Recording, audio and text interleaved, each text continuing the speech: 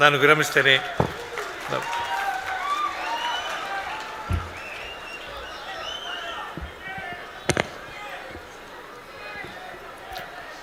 ಅಯ್ಯೋ, ಅದು ಪ್ರತಿ ವರ್ಷ ಹೇಳ್ತಾ ಇರ್ತೀನಿ, ಇದ್ರದ್ದು ಒಂದು ರೆಕಾರ್ಡು ಎಷ್ಟು ಸಲ ಹೇಳಿದ್ದೀನಿ ಅಂತ. ಆಯ್ತು, ನಮ್ಮ ಕಡೆ ಈ ಬುಡುಬುಡಿಕೆಯವರು ಅಂತ ಬರ್ತಾರಲ್ಲ, ನಾನು ಕನ್ನಡ ಮೇಷ್ಟ್ರು, ನನಗೆ ಈ ಬೇರೆ ಬೇರೆಯವರೆಲ್ಲ ಹೆಂಗೆ ಮಾತಾಡ್ತಾರೆ ಅಂತ ಕಲ್ತ್ಕೋಬೇಕು ಅಂತ ಆಸೆ. ಯಾಕಂದರೆ ಅವ್ರ ಮಾತಿಗೊಂದು ಉದ್ದೇಶ ಇರುತ್ತೆ, ಯಾಕೆ ಹಂಗೆ ಮಾತಾಡ್ತಾರೆ ಅಂತ ಉದ್ದೇಶ ಇರುತ್ತೆ. ನಾನು ಓದೋವಾಗ ನಮ್ಮ ಹಾಸ್ಟೆಲ್ ಮುಂದೆ ಬುಡುಬುಡಿಕೆಯವನು ಹೋಗ್ತಾ ಇದ್ದ. ನಾನು ಸುಮ್ಮನೆ ಅವನನ್ನು ಫಾಲೋ ಮಾಡ್ತಾ ಇದ್ದೆ. ಎಷ್ಟು ಚೆನ್ನಾಗಿ ಮಾತಾಡ್ತಾನೆ. ನಾವು ಕನ್ನಡ ಮಾತಾಡೋಕ್ಕೆ ಸಂಬಳ ತಗೋತೀವಿ ಸರ್ಕಾರದಿಂದ, ನಮ್ಗೆ ಅಷ್ಟು ಚೆನ್ನಾಗಿ ಮಾತಾಡೋಕ್ಕೆ ಬರಲ್ಲ. ಆದರೆ ಈ ಪುಣ್ಯಾತ್ಮ ಎಷ್ಟು ಚೆನ್ನಾಗಿ ಮಾತಾಡ್ತಾನೆ ಅಂತ ಅವನಿಂದನೇ ಹೋದೆ. ಸುಮಾರು 1-1.5 ಗಂಟೆ ಅವನಿಂದ ಓಡಾಡ್ತಾ ಇದ್ದೆ. ದಾರಿ ಉದ್ದಕ್ಕೂ ಮಾತಾಡ್ಕೊಂಡು ಹೋಗ್ತಾನೆ.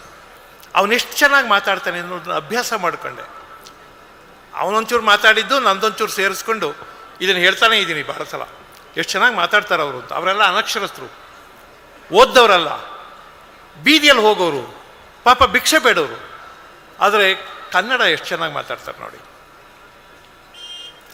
ಲಕ್ಷ್ಮೀ ವಿಚಾರ, ಲಕ್ಷ್ಮೀ ವಿಚಾರ, ಧನಲಕ್ಷ್ಮೀ ವಿಚಾರ. ಗೌಡ ನಿನ್ನ ಮನಸ್ಸಿನಲ್ಲಿ ಒಂದು ಲಕ್ಷ್ಮೀ ವಿಚಾರ ಕಟ ಕಟ ಕಟ ಅಂತ ಉಂಟಾ ಇಲ್ವ? ನಿಜಾದ್ರೂ ನಿಜಾನು, ಸುಳ್ಳಾದ್ರೂ ಸುಳ್ಳನ್ನು, ಸುಳ್ಳು ತಟಪಟೆ ಮಾಡಿ ಬುಡುಬುಡುಕ ರಾಮನ ತಾವ.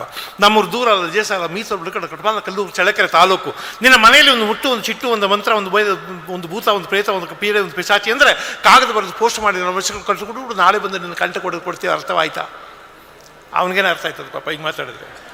ಓದು ವರ್ಷದಿಂದ ಹಣೆ ಬರ ಟೇಮು ಅದ್ರಾಗ ಆಚಾರ ಪಾಪ ಕೆಟ್ಟದಾಗ್ಬಿಡ್ತು. ನಿನ್ನ ಇಟ್ಟೆಜ್ಜೆ ಇಲ್ಲಕ್ಕಾಗ್ಬಿಡ್ತು, ತೊಟ್ಟು ಬಟ್ಟೆ ಚಿಂದಿ ಆಗ್ಬಿಡ್ತು, ಸೊಪ್ಪು ಸೋರೋದಂಗೆ ಸೋರೋಗ್ಬಿಟ್ಟೆ ಪಾಪ.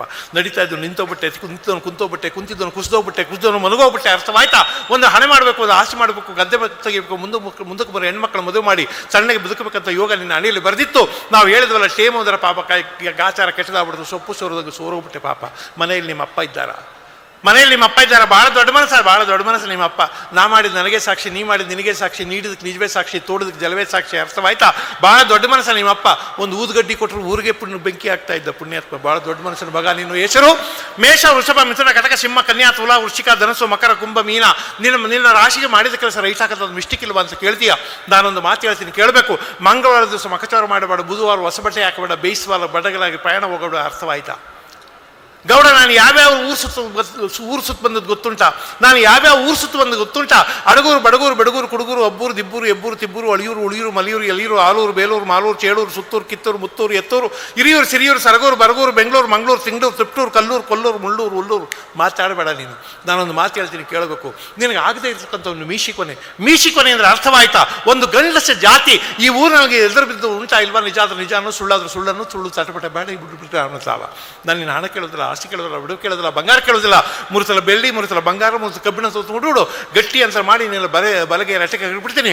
ಬಕ್ಕ ನನ್ನ ಮಗ, ನಿನ್ನ ವೈರಿ ಮುಂದಿನ ಅಮಾವಾಸ್ಯೆ ಒಳಗೆ ಮಂಗಳವಾರ ದಿವಸ ನಿನ್ನ ಮನೆ ಮುಂದೆ ಬಂದು ಮಠ ಮಧ್ಯಾಹ್ನದಲ್ಲಿ ಪಕ್ಕಪಕ್ಕದ ರಕ್ತಕಾರಿ ಪ್ರಾಣ ಬಿಡಲಿಲ್ಲ ಅಂದ್ರೆ ಈ ಬುಡುಬುಡುಕ ರಾಮಚಂದ್ರ ಮಾತು ಏನಂತೇಳಿ ಮುಂದಿನ ಸಲ ನಾನು ಈ ಊರಿಗೆ ಬಂದಾಗ ಒಂದು ಕುರಿನ, ಒಂದು ಕೋಳಿ, ಒಂದು ಆಡು, ಒಂದು ಎಮ್ಮೆ, ₹100, ಒಂದು ಫಲ ಭತ್ತವ, ರಾಗಿ, ಜ್ವಾಳ ಕೊಟ್ಟು ಕಳಿತಿ. ಇಲ್ಲ ಅಂದ್ರೆ ನಾಮರದ ನನ್ನ ಮಗನೇ ನನ್ನ ಮನೆಗಳ ಹತ್ಬೇಡತು ಅಂತ ಉದುಕಳಿಸ್ಬಿಡ್ತು. ನೀವು ಮಾತಾಡಬೇಡ ಗೌಡ. ಜನಕ ಜನ ಸೇರಿದ ಜಾತ್ರೆ ಆಯಿತು, ಮನಕ ಮನ ಸೇರಿದ ಮಾತಾಯಿತು. ನಿನ್ನಂಥ ಜಮೀನ್ದಾರ ಮಗನಿಗೆ ಕೂಡಿದ್ರೆ ಒಂದು ಕಣಜ, ಕಳೆದ್ರೆ ಒಂದು ಕಚಪಾವಡೆ. ಅರ್ಥವಾಯ್ತಾ? ಮನೆಯಲ್ಲಿ ಮುತ್ತೈದೆ ಲಕ್ಷ್ಮೀ ಇದ್ರೆ ಕರಿ. ನಾನಿನ ಮುತ್ತು, ರತ್ನ, ವಜ್ರ, ವಡ್ಡೂರಿಗೆ ಕೇಳಿಲ್ಲ. ಒಂದು ಜೋಡಿ ಮರದಲ್ಲಿ ಒಂದಷ್ಟು ಜೋಳನೋ, ರಾಗಿನೋ, ಅಕ್ಕಿನೋ ತಂದು ಕೊಟ್ಬಿಡು. ಹಾಗೆ ನಿಂದು ಯಾವುದಾದ್ರು ಒಂದು ಹಳೆಯ ಸರ್ಟು, ಕೋಟು, ಪ್ಯಾಂಟ್ ಇದ್ರೆ ಕೊಟ್ಬಿಡು. ನಿನ್ನ ಹೆಸರು ಹೇಳಿ ಊರೂರ ಮೇಲೆ ಮೆರವಣಿಗೆ ಮಾಡಿಬಿಡ್ತಿಲ್ಲ. ಅರ್ಥವಾಯ್ತಾ? ಏನು ಓದವನವನು? ನಮ್ಮಲ್ಲೇ ಕೆಲವ್ರು ಇದ್ದಾರೆ, 2-2, 3-3, 4-4 ಲಕ್ಷ ಸಂಬಳ ತಗೋತಾರೆ. ಮಾತಾಡ್ತಾರೆ ನೋಡ್ಬೇಕು. 5-5 ನಿಮಿಷಕ್ಕೊಂದೊಂದು ಅಕ್ಷರ ಈಚೆಗೆ ಬರ್ತವೆ. ನಮ್ಮ ಸ್ನೇಹಿತ ಯಾರೊಬ್ಬ ಕೇಳ್ದ, ಅಲ್ಲ ಸರ್ 2 ಲಕ್ಷ ಸಂಬಳ ತಗೋತಾರೆ, ಇದೇನು ಸರ್ ಇಷ್ಟು ನಿಧಾನಕ್ಕೆ ಮಾತಾಡ್ತಾರೆ? ಮತ್ತೇನು ಮಾಡಬೇಕು? ನೀವು ಮಾತಾಡಿದ್ರೆ ಬುಡುಬುಡುಕೆ ಅಂತಾರೆ, ಹಂಗೆ ಮಾತಾಡ್ಬೇಕು ಸರ್. ಸ್ಪೀಡಾಗಿ ಮಾತಾಡಬೇಕು. ಸ್ಪೀಡಾಗಿ ಅಂದರೆ ನಲ್ಲಿ ತಿರುಗಿಸಿದ್ರೆ ನೀರು ಸುರಿತದಲ್ಲ, ಸುರ್ರಂತ ಬರ್ತದಲ್ಲ, ಹಂಗೆ ಸುರಿಬೇಕು ಮಾತು ಅಂದರೆ. ನಾನು ಹೇಳಿದೆ, ನಲ್ಲಿ ತಿರುಗಿಸಿದ ತಕ್ಷಣ ನೀರು ಸುರ್ರಂತ ಸುರಿಬೇಕಾದ್ರೆ ಓವರ್ ಹೆಡ್ ಟ್ಯಾಂಕಲ್ಲಿ ನೀರು ಇರಬೇಕು. ಇಲ್ಲಿ ನೀರಿಲ್ಲದೆ ನಲ್ಲಿ ತಿರುಗಿಸಿದ್ರೆ ಅದು ತೊಟ ಅಂತ ಸುರಿತಿರ್ತದಪ್ಪ ಅಂತ. ಭಾಳ ಸಲ ಹೇಳ್ತೀನಿ, ವಿದ್ಯೆ ಅನ್ನೋದು ಯೂನಿವರ್ಸಿಟಿಗಳಲ್ಲೇ ಇಲ್ಲ. ವಿದ್ಯೆ ಅನ್ನೋದು ವಿದ್ಯಾವಂತರ ಹತ್ರವೇ ಇಲ್ಲ. ಜಗತ್ತಿನ ಎಲ್ಲ ಕಡೆ ಬಿದ್ದು ಹೊರಲಾಡ್ತಾ ಇರುತ್ತೆ. ನೋಡೋ ಕಣ್ಣಿರೋನಿಗೆ, ಸ್ವೀಕರಿಸುವಂಥ ಮನಸ್ಸಿರೋನಿಗೆ ಜಗತ್ತು ಯಾವುದೂ ವಿದ್ಯೆ ಕೊಡ್ಬೋದು, ಎಲ್ಲವೂ ವಿದ್ಯೆ ಕೊಡ್ಬೋದು. ಬಂಧುಗಳೇ, ಇದು ತರಳಬಾಳು ಯೂನಿವರ್ಸಿಟಿ, ಇದೊಂದು ವಿಶ್ವವಿದ್ಯಾನಿಲಯ. ಇದು ಕೂಡ ವರ್ಷಕ್ಕೊಮ್ಮೆ ಹೀಗೆ ಲಕ್ಷಾಂತರ ಜನರನ್ನು ಸೇರಿಸಿ ನಮ್ಮಂಥವರು ಬೇರೆ ಬೇರೆಯವರು ಬೇರೆ ಕ್ಷೇತ್ರದವರು ಅವರೆಲ್ಲರೂ ಬಂದು ಮಾತಾಡೋದು, ನಿಮ್ಮ ಮನಸ್ಸಿಗೆ ಸಾಧ್ಯವಾದರೆ 4 ಅಭಿಪ್ರಾಯಗಳನ್ನು, ಜ್ಞಾನದ ತುಣುಕುಗಳನ್ನು ಅಂಟಿಸಿ ಹೋಗೋದು. ಪರಮ ಪೂಜ್ಯರು ಇಂಥದ್ದೊಂದು ಅದ್ಭುತವಾದ ಘಟನೆಯನ್ನು ಇಲ್ಲಿ ಮಾಡ್ತಿದ್ದಾರೆ. ನಾನು ಭಾಳ ಸಲ ಹೇಳ್ತೀನಿ, ತರಳಬಾಳು ಹುಣ್ಣಿಮೆ ಅನ್ನೋದು ಕರ್ನಾಟಕದ ಪ್ರತಿ ವರ್ಷದ ಸಂಗತಿಗಳಲ್ಲಿ ಒಂದು ಮಹಾಘಟನೆ. ಕರ್ನಾಟಕದ ಇತಿಹಾಸದಲ್ಲಿ ಏನೇ ನಡೆಯುತ್ತೆ ಪ್ರತಿ ವರ್ಷ ಒಂದು ಮಹಾಘಟನೆ. ಅಂಥ ಘಟನೆಯಲ್ಲಿ ನಾವು ಭಾಗಿಯಾಗುವುದಕ್ಕೋಸ್ಕರ ನಮಗೆ ಹೆಮ್ಮೆ ಇದೆ, ಸಂತೋಷ ಇದೆ, ಧನ್ಯತೆ ಇದೆ. ನಿಮ್ಮೆಲ್ಲರಿಗೂ ಮತ್ತೆ ತಲೆಬಾಗಿ ನಮಸ್ಕರಿಸಿ ನಾನು ವಿರಮಿಸ್ತೇನೆ. ನಮಸ್ಕಾರ.